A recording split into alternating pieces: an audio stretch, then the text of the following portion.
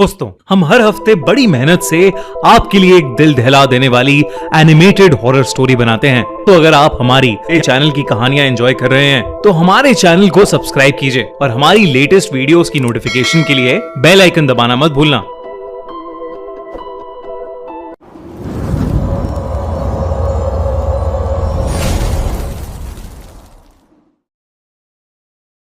People का भूतिया पेड़, हॉन्टेड ट्री। पेड़, फूल और बगीचे किसे नहीं पसंद। तेज धूप में पेड़ की छांव में बैठना और बारिश में उसकी पत्तियों से गिरती हुई बूंदों को अपने चेहरे पर महसूस करने का अपना ही एक अलग मजा होता है। लेकिन इंडिया में कुछ ऐसे भी पेड़ हैं जिन्हें जानलेवा माना जाता है, क्योंकि रात को वहां भूतों का वास होता है। एक ऐसी स्टोरी लेकर आया है ZEE5 अपनी नई मूवी भूतनी में, जिसमें एक आत्मा करती है पूरे कॉलेज को हॉन्ट। जहां भूतनी एक मजेदार हॉरर कॉमेडी मूवी है, वहीं हमारी आज की कहानी दिल्ली यूनिवर्सिटी की एक रियल हॉरर स्टोरी पर बेस्ड है। आरव, नमन और वेदांश दिल्ली यूनिवर्सिटी में पढ़ते थे और कॉलेज हॉस्टल में एक ही रूम में रहते थे। उनका पहला ही साल था और उन तीनों की काफी अच्छी दोस्ती हो गई थी। उन्होंने एक रात कैंपस को एक्सप्लोर करने का प्लान बनाया। उन्हें किसी ने बताया था कि उनके कैंपस के अंदर एक बहुत पुराना पीपल का पेड़ है, जिसे लोग हॉन्टेड या शापित कहते हैं, लेकिन वहां किसी को भी जाने की परमिशन नहीं है। इसलिए उन्होंने प्लान बनाया कि वो वहां जाएंगे और उस पेड़ को देखेंगे। वो कॉलेज की एक दीवार टाप कर उस कंपाउंड में पहुंच गए जहां वो पीपल का पेड़ था। वो जितना बड़ा था उतना ही भयानक भी लग रहा था। उसके आधे पत्ते सूखे हुए थे और आधे जैसे सड़ गए हों। उस पेड़ पर कई चुन्नियां और धागे भी बंधे हुए थे। वेदांश ने मस्ती में दोनों को डेर दिया कि अगर उनमें से कोई भी उस पेड़ से एक चुन्नी निकाल के ले आएगा तो वेदांश उसे 2000 रुपए देगा। घबराए हुए नमन ने तो पहले ही मना कर दिया, लेकिन आरव एकदम से पेड़ की तरफ चलने लगा। नमन ने डरते हुए आरव को रोका और उस पेड़ की कहानी बताने लगा। उसने बताया कि ऐसा कहा जाता है, एक लड़की को उसके बॉयफ्रेंड ने कई साल पहले मारकर उसे उस पेड़ के नीचे दफना दिया था। कहते हैं कि उस लड़की की आत्मा आज भी उसी पेड़ से जुड़ी है। माना जाता है कि आज तक जिसने भी उस पेड़ को छुआ है, उस लड़की की भूतनी ने उसकी जान ले ली है। पर आरव नमन की इन कहानियों का मजाक उड़ाने लगा और बिना डरे पेड़ के सामने जाकर खड़ा हो गया। नमन बार बार उसे पेड़ को छूने से मना करता रहा, पर आरव ने एक ही झटके में उस पेड़ से ना ही सिर्फ एक चुन्नी उतारी, बल्कि एक धागा भी निकाल लिया और सीधा आकर वेदांश के हाथ में थमा दिया। वेदांश ने उसी वक्त शर्त के मुताबिक आरव को पैसे दिए और वो दोनों डरे हुए नमन का मजाक उड़ाने लगे। कुछ देर बाद वो तीनों वापस अपने हॉस्टल में पहुंचे। एग्जाम्स खत्म होने की वजह से ज्यादातर स्टूडेंट्स सेलिब्रेट करने बाहर गए थे, तो उस रात वो तीनों अपने फ्लोर पर बिल्कुल अकेले थे। डर के मारे नमन ने अंदर से दरवाजा बंद कर लिया था और वेदांश और आरव भी थके होने के कारण कमरे में जाते ही सो गए। कुछ ही देर बाद शीशा टूटने के जोर की आवाज से तीनों की नींद एक साथ खुल गई। उन्होंने आसपास देखा तो सब सही सलामत था, पर खिड़की बार बार अपने आप खुल रही थी। आरव तुरंत उठा और डरते हुए उसने खिड़की बंद कर दी। लेकिन ये बात बाकी दोनों को थोड़ी अजीब लगी, क्योंकि हर बात पर मजाक उड़ाने वाला आरव एकदम से चुप हो गया था। जैसे ही आरव बिस्तर में घुसा, तभी एकदम से खिड़की वापस खुल गई और आरव जोर जोर से चिल्लाने लगा और ये कहने लगा कि ये खिड़की एक बहुत ही भयानक दिखने वाली भूतनी ने खोली है, जिसके बिखरे हुए बाल हैं और जिसका पूरा शरीर घाव से भरा है। और वो भूतनी इस वक्त उनकी खिड़की के बाहर खड़ी है और आरव को जान से मारने की धमकी दे रही है।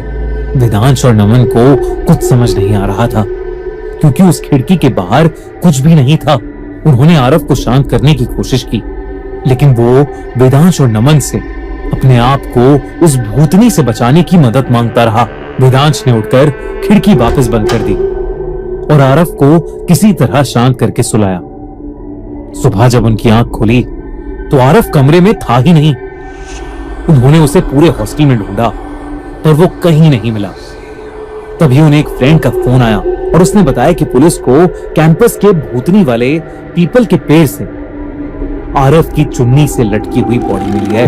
ये सुनकर वेदांश और नमन के डर का कोई ठिकाना नहीं था, क्योंकि अब उन्हें समझ आ गया था कि ये सब उस पीपल के पेड़ की भूतनी की वजह से हो रहा है। आरव उसी चुन्नी में लिपटा था जो उस रात उसने उस पेड़ से चुराई थी। उन दोनों को समझ नहीं आ रहा था कि वो क्या करें। उनकी अगली सुबह की घर जाने की ट्रेन की टिकट थी, तो उन्होंने सोचा कि उन्हें बस आज की रात किसी तरह गुजारनी है। उस रात जब नमन की आंख लगी तो उसे बस वो पीपल का पेड़ दिखाई दिया, जिसके अंदर से एक बिखरे बाल वाली, घाव से भरी हुई एक भयानक दिखने वाली भूतनी निकलकर उसे अपने पास खींच रही है और नमन कुछ नहीं कर पा रहा है। अचानक से सपने में उस भूतनी ने उसका गला घोटना शुरू कर दिया और नमन की आंख अचानक खुल गई। नमन डर के मारे पसीने पसीने हो चुका था, पर उसका ध्यान अपने से ज्यादा अपने सामने बैठे वेदांश पर गया, जो दुबक कर कांपता हुआ बेड के कोने में बैठा किसी चीज को देखकर कुछ बड़बड़ाए जा रहा था। नमन ने वेदांश को पुकारा, पर वेदांश कुछ रिएक्ट नहीं कर रहा था। ऐसा लग रहा था कि जैसे वो किसी से बात कर रहा है और बात करते करते बहुत ज्यादा घबरा रहा है। नमन को अब उससे डर लगने लगा था। वो उसे फिर से पुकारने लगा, लेकिन वेदांश उसकी बात को अनसुना करके बस कांपे जा रहा था। नमन को लगा कि वेदांश को मेडिकल हेल्प की जरूरत है, इसलिए वो फौरन अपने बेड से उठकर हॉस्टल वार्डन के रूम के बाहर जाकर दरवाजा खटखटाने लगा। पर जैसे ही वो दरवाजा खुला, नमन सुन पड़ गया। उसके सामने आरव खड़ा था, जिसका पूरा शरीर नीला पड़ चुका था। वो बेहद भयानक लग रहा था। उसके हाथ में वही चुन्नी थी और वो धीरे धीरे नमन के पास आ रहा था।